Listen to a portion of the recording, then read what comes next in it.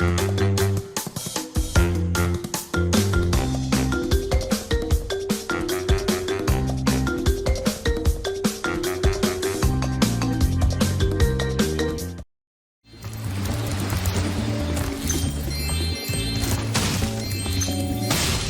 it's no secret that I absolutely love video games, you might have noticed.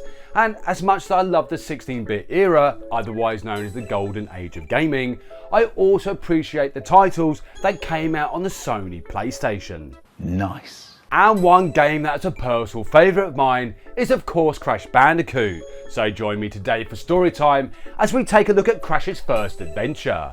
A Wumpa fruit. Lovely, but anyway.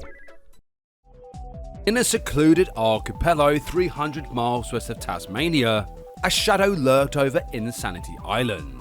A shadow cast by the twisted ambitions of Dr Neo Cortex. Within the confines of his lab, Cortex had toiled tirelessly alongside his loyal yet troubled assistant. Their goal was audacious but somewhat unorthodox. They sought to bend the very fabric of nature to create an army of mutated creatures in a bid for world domination. Of course! At the centre of their experiments stood Crash Bandicoot, a creature who would become the general of his army.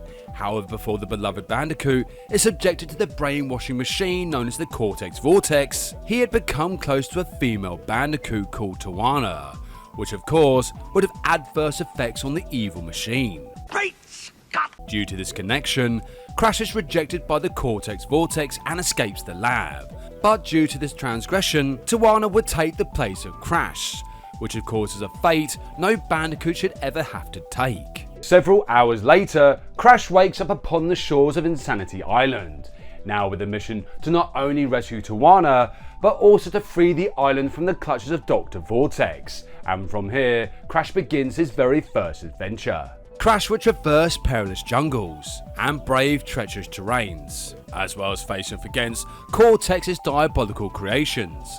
But luckily along the way, he encounters a host of colourful characters, including the wise old Aku, a mystical mask with boundless wisdom and power, as well as having a slight attitude for no longer possessing a body. I wonder how he lost it.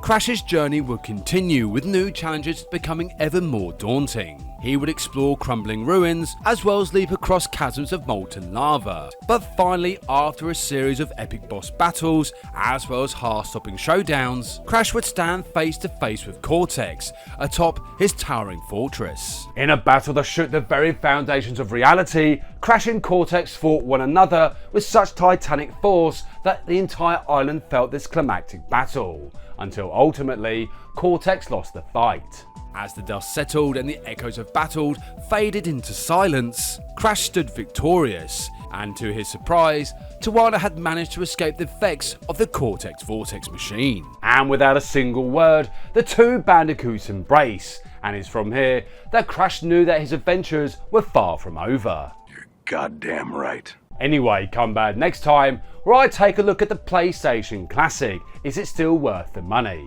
Thank you so much for watching, and see you next game.